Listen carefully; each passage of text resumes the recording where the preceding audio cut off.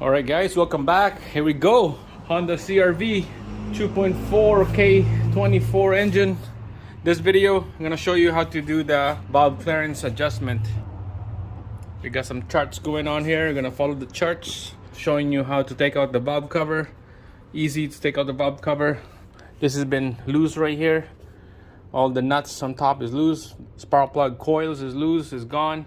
We moved this power steering hose on the way. And I believe this is ready to come out. We're just gonna use a pry bar. All right, so I got this handy dandy pry bar. We're just gonna put it right here on the edge.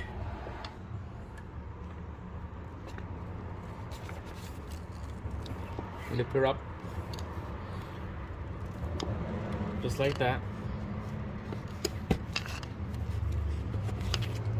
And then same thing on this side.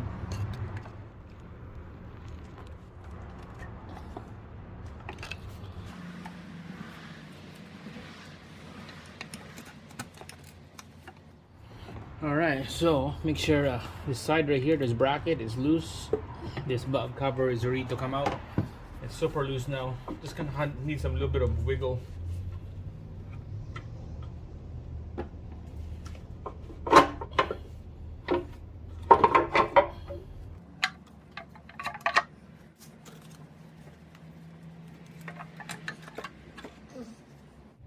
Alright, look at that. Wow. 288 kilometers on this. The valve clearance on this never been changed before, never been adjusted.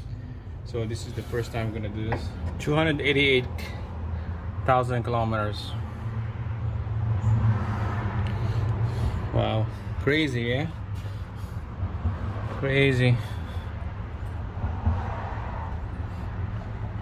Adjusting this valve clearance, you need special tools to loosen this nut. Put a flat screwdriver on here, you adjust it with spec. So let's get started. Look at that movement. That's a lot of movement in there. Wow. Alright guys, so this is the tools you need to adjust the valve clearance. You can get this from Amazon for 15-20 bucks. A set of filler gauge. The spec on this is on the intake side right here. We're gonna adjust the intake side first. 0.21 up to 0.25 millimeter. So all I got here is 0.23 and 25. That's all I got. I don't have a 21, so just in between. We'll use this one, 0.23 millimeter. First, it's been sitting here for a day, so it's bone dry. We'll put some oil. All right, put some oil in here just to lube up the nut and the shaft. So it's easy for us to feel the gauge.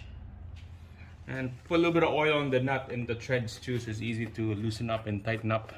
Alright guys, so first let's do the number one piston right here. You can tell that the lube is on the side, so it's not pressing the valves to open. So this is a good time to set up the gap. Alright, so start with this one right here. So you lift it up and go underneath. There's a special filler gauge for this. There's a little angle like that, so you have to bend this a little bit. It's hard to see from this side. Alright, here we go. I finally got it in underneath this rockers right here. So you can see that it's also easy to move this thing. So we're just gonna use the special tools to loosen it up, that nut. Okay, so turn this thing left to loosen it up, like that. And then you turn the screwdriver to the right to close the gap.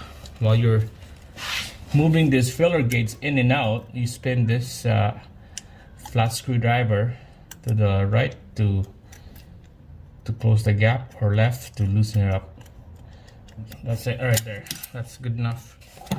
Then you lock this in place by moving this to the right.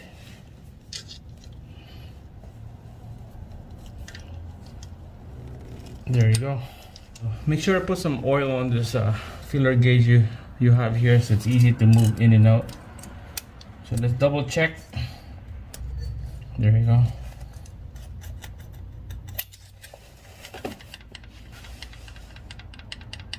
little bit of movement, so we have to keep adjusting again.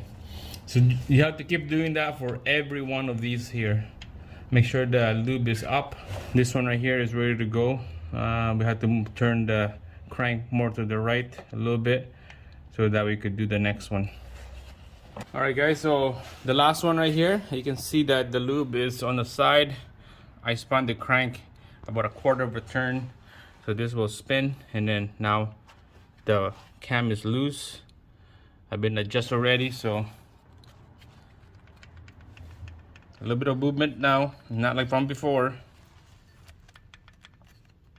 It's not much. So this is all adjust. Now the exhaust is the next one. Look at the exhaust. Listen. That's a lot.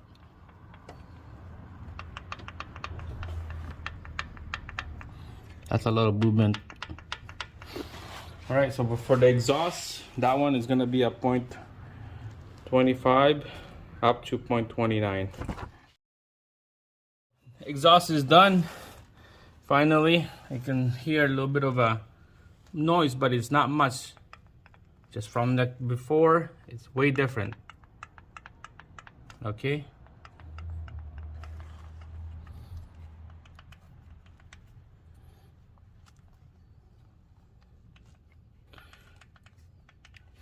So everything is good. It's not too tight, not too loose. Better than was from before. So now this is ready to go. We'll just put the gasket back on there, and then the valve cover, and then we'll bolt everything down. Put all this hoses, vacuum hoses, connector, coil, and then the coil connectors, bolt it down. All right guys, we got Jasmine behind the camera helping out recording. Yeah. Trying to record this valve cover install.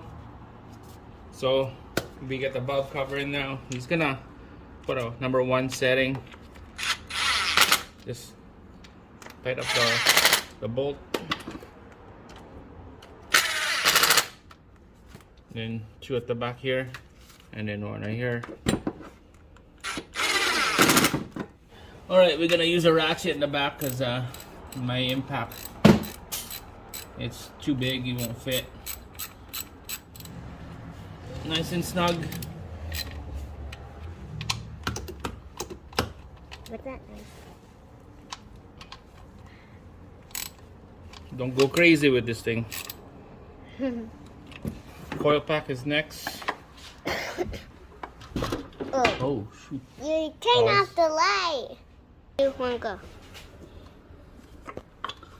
All right, coil back on here. Everything back together.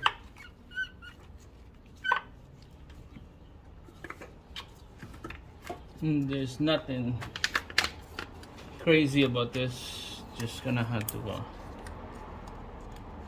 clip back on connectors, and then we're gonna put the bolts, holding it down. Bolts right here, and then 2 bolts right here. 1, 2 to hold this whole bracket down, and then we're gonna put the vacuum line and hoses here. All right guys, so it's been running for about 10-15 minutes already. This is looking good. So quiet. A little bit of a, you can see a little bit of a vibration, but it's not much. It's just a normal engine running, so it's quiet. This is confirmed. It's a fix. Go for a test drive. Let's go for a quick run, and we got Jasmine in here. You know what, Jasmine? You wanna press the gas? Don't press it too hard. We're gonna hear this thing engine. Go ahead. Go ahead.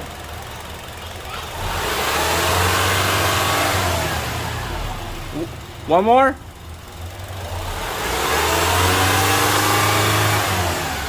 Wow.